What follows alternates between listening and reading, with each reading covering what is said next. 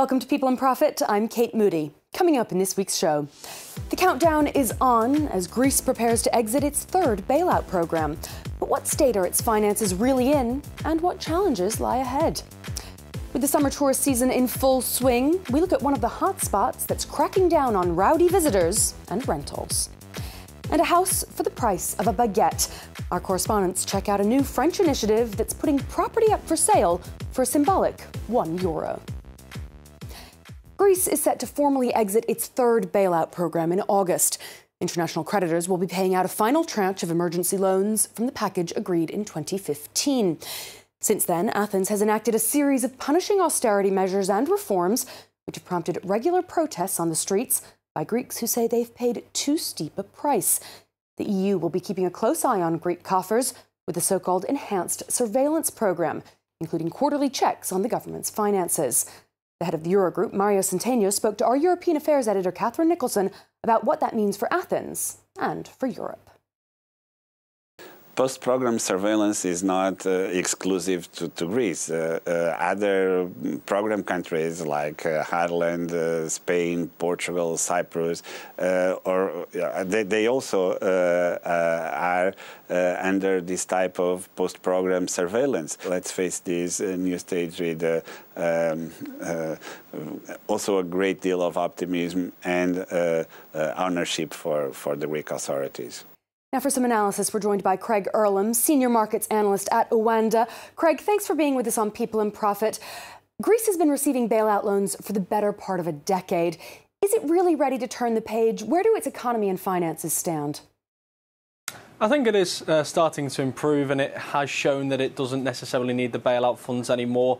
I think it's important to note that the economy has been growing and improving over the course of the past couple of years. The Eurozone is still aware that it may need support in the future, which is why we've got this extra kitty that it can rely on and fall back on if we do see financial market volatility, which is, of course, always a possibility. But I think they've made important moves in terms of both reforms, both financially and structurally, over a number of years now. And it seems to be all agreed that they are on a more sustainable path. But that debt burden is going to continue to hang over them. How important is this issue of debt relief and the agreement that was reached by European creditors? It was one of the sticking points as they were discussing what would be the next step. Is this agreement going to be enough to help Athens get back on its feet? In the longer term, it will, but it's a case of how long will that take. There's talk that it could take 40 years to repay these loans. So that doesn't give you much hope if you are within Greece that you're going to see much in terms of fiscal stimulus, in terms of investment to help the economy get back to the levels it was at prior to 2010. On the other hand, we are seeing, like say, clear signs that the Greece economy is improving. We are seeing signs that the support is going to remain there from the Eurozone side. But of course, Greece has to do its part as well, and that means maintain these structural reforms, maintain these other efforts that they've imposed over the last 10 years if they are going to continue to rely on support from the Eurozone if needed. And that's the most important point, because now that it can return to financial markets, we are all hoping that they will no longer need to rely on that support. What do we know about this enhanced EU monitoring? Is it likely to be effective? It is likely to be effective, but it just keeps the government to an extent in line with what the Eurozone wants in exchange for all of the loans that they've seen over the years. Because as we've seen in the past, they will happily pull the plug on this support if need be. And part of what markets are pricing in and part of what is keeping investors interested right now is knowing that you have this Eurozone backstop. As soon as that backstop starts to be removed, investor confidence in Greece removes as well, and you start to see things quickly unravel. We saw it back in 2015. That was a quite clear example of that. I think Greece will continue to maintain these reforms and maintain what the Eurozone wants it to do. Otherwise, what would be the point of all the efforts they've made over the last 10 years? How worried or perhaps relieved are markets feeling about Greece and its future? Investors overall are relieved. This is one thing that at one point we have to remember actually was endangering the livelihood of the euro itself. It was calling into question just how effective it is as a union. So if Greece can survive this, you have to think that everyone else the other countries which are in a far better position will survive any future crises. But again, the Greece fortunately on this occasion was a small country. If this happens to another country like Italy, which also has a large debt burden and now has a populist government in place, that may be another question entirely, because the Italian economy is a far bigger economy than that of Greece. Well, that leads me to my last question. What challenges or potential problem areas do you see on the horizon for the Eurozone? Is Italy one of the potential pitfalls? Absolutely. I think there's two big challenges that we really have for the Eurozone now. One is a long lingering issue from the debt crisis that was especially prevalent in the debt crisis. And this is this two-tier Eurozone economy that we have. We have some of the northern countries, the likes of Germany, whose economy is on a much better footing, whose unemployment is very low, whose growth is very steady and reliable. Then we have some of the southern countries where it's a little less unreliable, and where we have far higher levels of unemployment and more worryingly, far high levels of youth unemployment, far low levels of growth. The second problem or test for the Eurozone economy, of course, is populism. We've seen a populist government in Italy, which is likely to cause issues or headaches for the Eurozone as a whole over the next at least 4 or 5 years. We have to worry about the rise of populism elsewhere. France survived last year, Germany survived last year, others survived last year, but that doesn't mean that if we get new elections going forward or other elections in other countries, that they'll necessarily be so lucky. And as we've seen, this is clearly a threat, especially when these populist parties are so in favour or such strong Eurosceptics. We saw what happened with Brexit. There's no reason to suggest why we wouldn't see that in the Eurozone itself. Craig Erlam, thanks so much for that insight as Greece enters the last month of its bailout programme. Thank you. Now, the summer holidays are well underway in Europe, and more people than ever are looking for a getaway. In the first 4 months of the year, international tourist arrivals grew 6% globally, according to the UN's World Tourism Organization.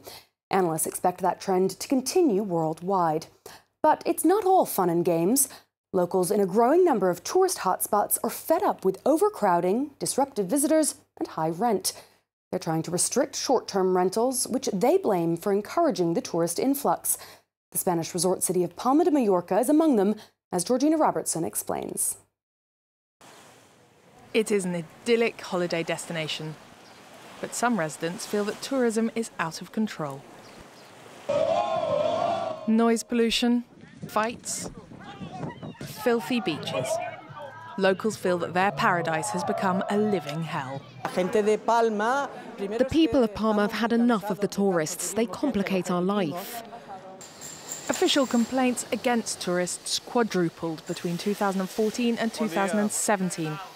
The finger has been pointed at cheap, short-term rentals enabled by the likes of Airbnb. The mayor has taken drastic measures. Renting of all apartments has been banned in buildings like this. Now only villas are allowed to be rented. The goal is to give the town back to its inhabitants and make life more pleasant for everyone. Many locals feel that they have been driven from their homes and businesses by rising house prices. Before, some of my clients lived just there, but at the end of their lease, the owner switched to a short-term rental for tourists. My rent went up by a third, and I couldn't afford to stay. But those who've been renting to tourists feel unfairly punished. This hairdresser has been relying on Airbnb to supplement his income. Airbnb allowed me to reimburse my loans and pay my utilities. I'm being penalized. The reservation now has to be for 30 nights minimum.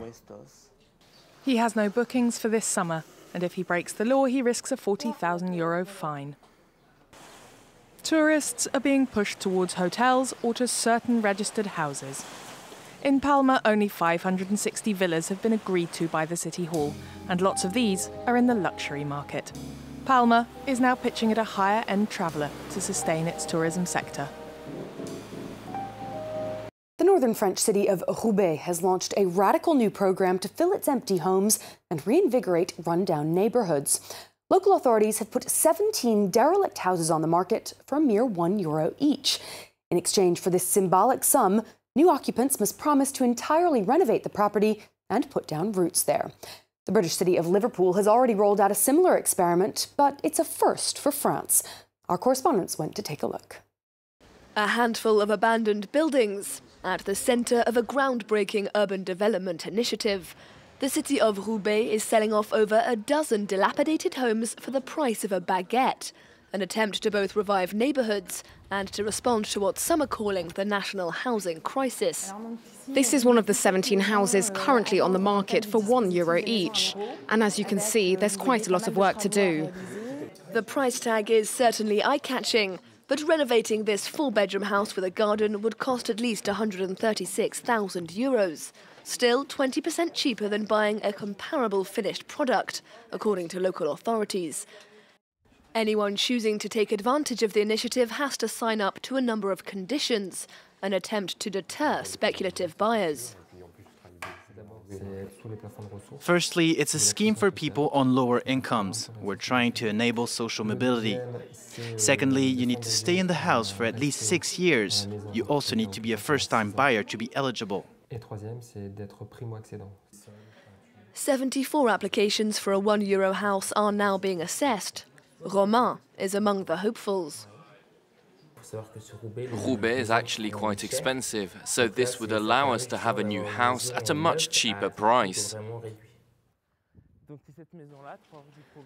Romain has his eye on a property in a former industrial quarter in the east of the city. With property here going for €300 or €400 per square metre, 3 times cheaper than in the rest of Roubaix, he hopes it will be a good investment. Some estate agents have welcomed the initiative. It's true that these neighborhoods are complicated, but these €1 homes will lead to us seeing a little more life in these areas that right now our buyers are tending to avoid. I hope it's going to add a bit of dynamism to the place. There are some 4,000 vacant homes in Roubaix alone. Authorities are watching closely to see if €1 homes might just be the way to fill them. That's all for this week. If you have any questions or comments about the stories we've been covering, you can get in touch on Facebook at France24 Business, or you can tweet me at Kate A. Moody. Until next time, thanks for watching.